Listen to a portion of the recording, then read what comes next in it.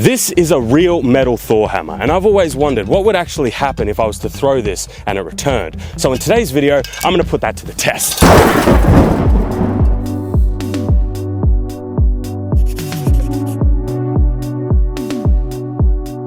Hello and welcome back to another episode of Screen Tested. I am your host Tyrant, and today we are testing Thor's mighty hammer. Mjolnir.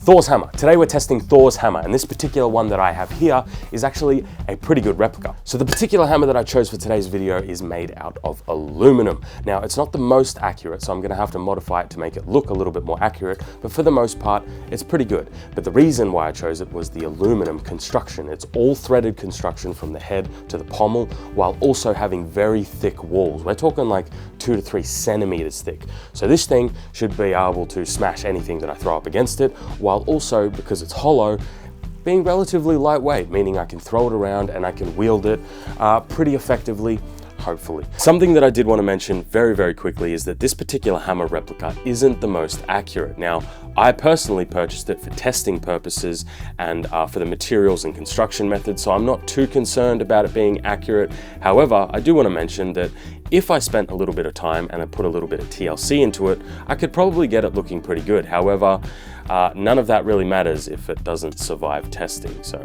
maybe I'll do it later.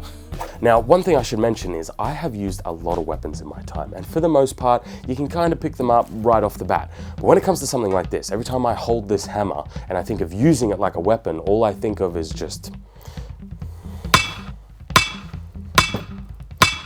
using it to hammer in, nails to some 2x4s.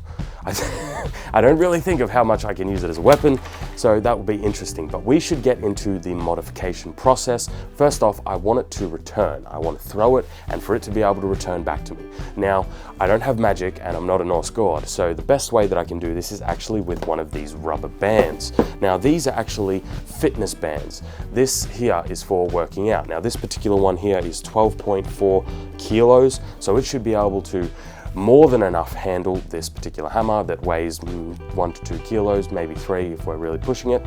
So this is what I'm going to be using to attach one side to the pommel, the other side to my wrist, and throw a metal hammer really hard on an elastic band to come back to me. So this here is the pommel of the hammer. This thing is completely inaccurate and nowhere near accurate to any of the movie hammers. But it has a good base to work off because it has this thick aluminum with this threaded pommel insert. So hopefully with these two parts, I can find a way to attach the exercise band, the rubber band. What do we call it? Giant rubber band? To find a way that I can attach the giant rubber band. Sounds stupid yet? Don't worry. I'm sure it'll be fun. I'm sure it'll be fun and not dangerous at all. Anyways, but that's the modification of making it a bit more practical for the testing purposes. The rest of the modifications will probably just be purely aesthetic, trying to make it look a little bit more pretty. This other hammer that I have here is just purely for reference because this is from God of War Ragnarok, and it has more of a lore accurate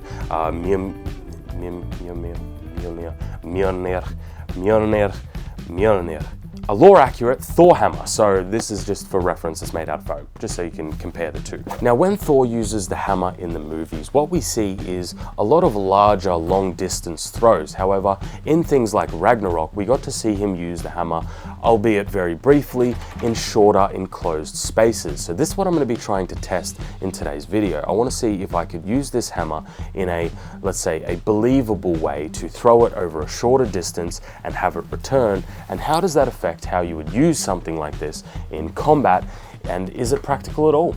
So, starting off the build process, I am simply just going to start disassembling the hammer and get it into its core components, so then I can try and figure out the best way to go about this project.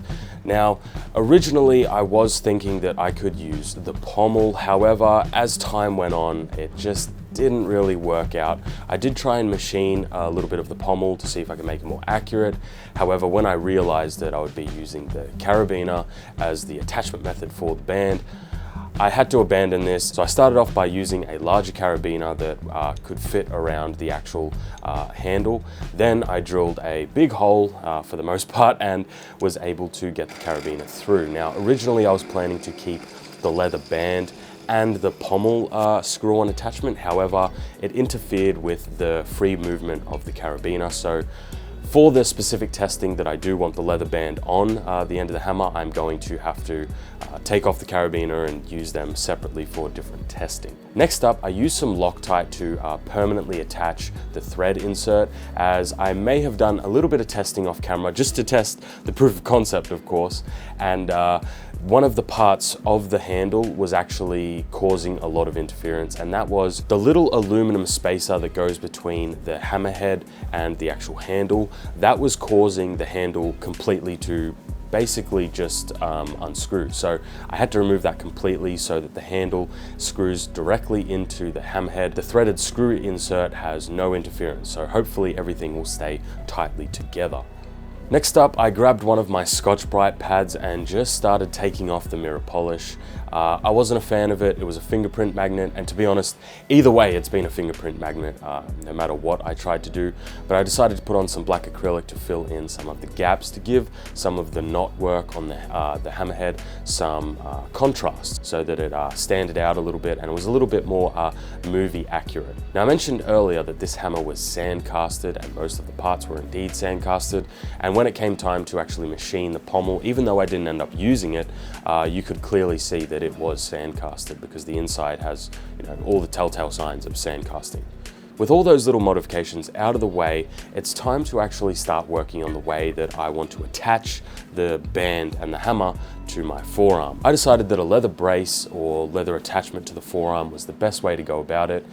Simply because I could tighten it up, and for the most part it would stay relatively secure. So I just grabbed one of my random hides, the thickest one I have, which is like 5-6 millimeters thick. It's pretty thick, but it's very soft. It's not like it's super hard or anything, but for the purposes that I need it for, it should be fine. So I simply traced out a quick little template, cut that out, and then made a whole bunch of little holes and used basically some zip ties to attach the band to the leather brace. Not my finest work, but I think it'll do.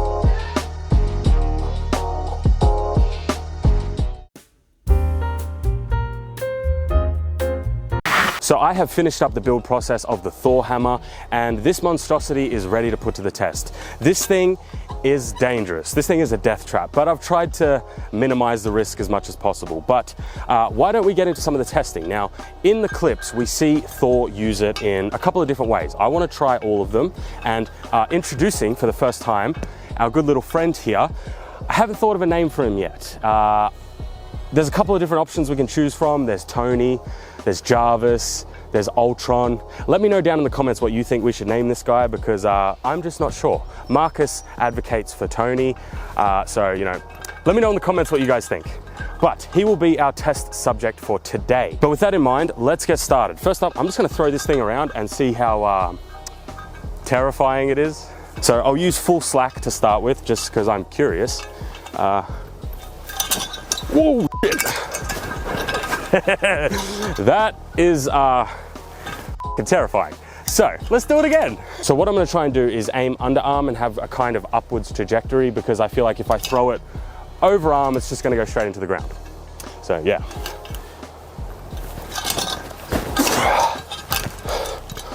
I mean, hey, that wasn't bad. It wasn't combat ready, but that wasn't terrible either. Let's try that again.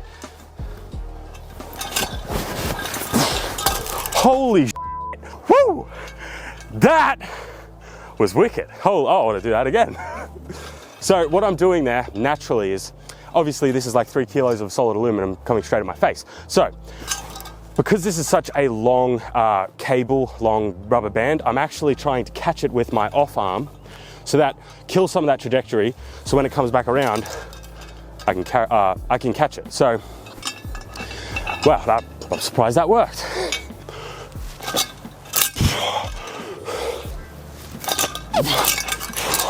So let's do this again.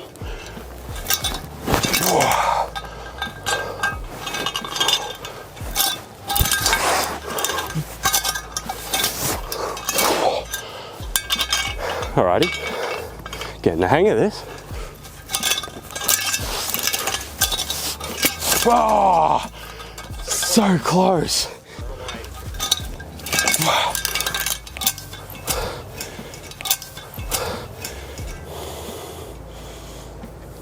Whoops.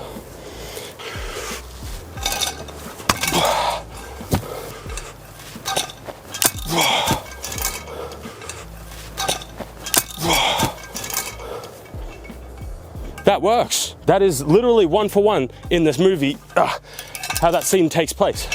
And it works.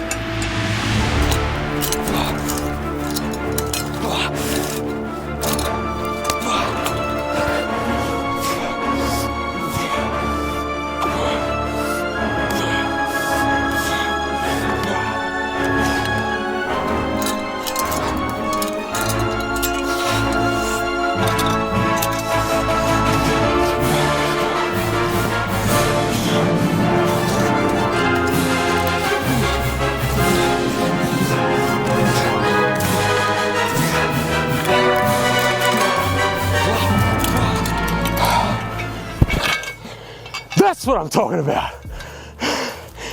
That is dangerous. That was honestly terrifying. Now, I don't know how good I could get with this if I just like practiced and practiced. Obviously, I've never done this before. And I was able to pull off a combination, not only a combination, the combination we see him do in the movies. That's proof to me that honestly, the way Thor uses his hammer in the movies, if, you know, you had magic, you had this, blah, blah, blah, it's a very effective way of using a Thor hammer. It turns this into a projectile that can return. Now, obviously with magic, it'd be a lot less scary and terrifying, but I think the proof of concept works, and I think it's plausible. Like what we see in the movies, plausible. It could do it.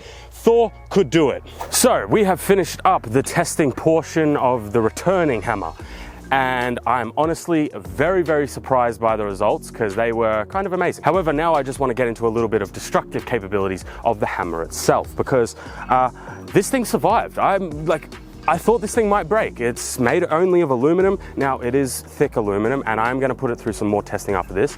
But first, why don't we just hit our, I still don't have a name for him. Let me know in the comments.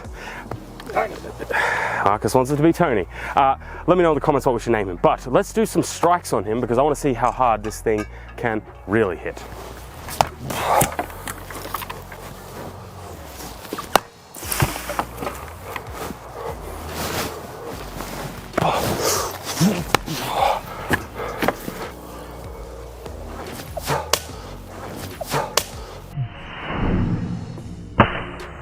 Whatever we're gonna call you, I just destroyed the top of your head.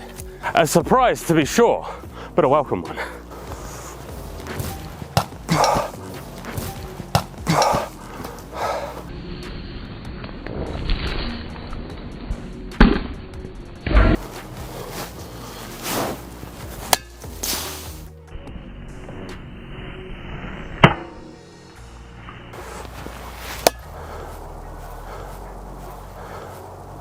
I think that's pretty definitive.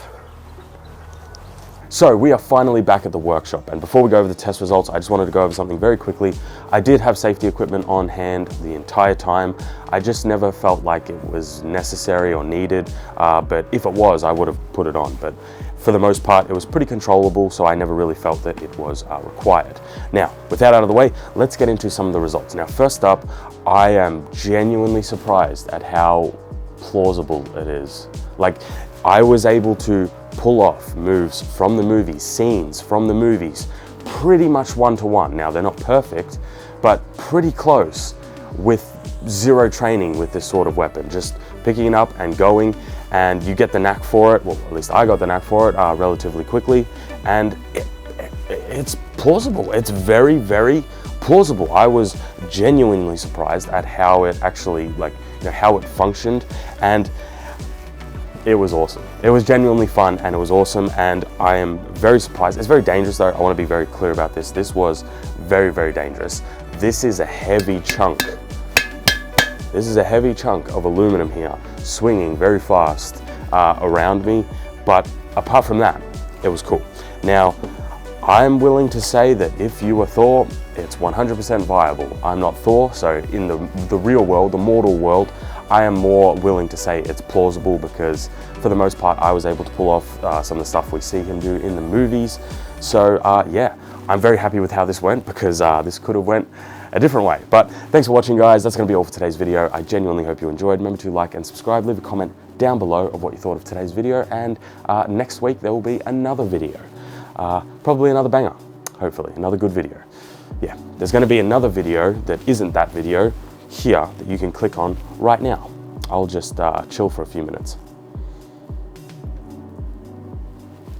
Click it, good video, bye-bye.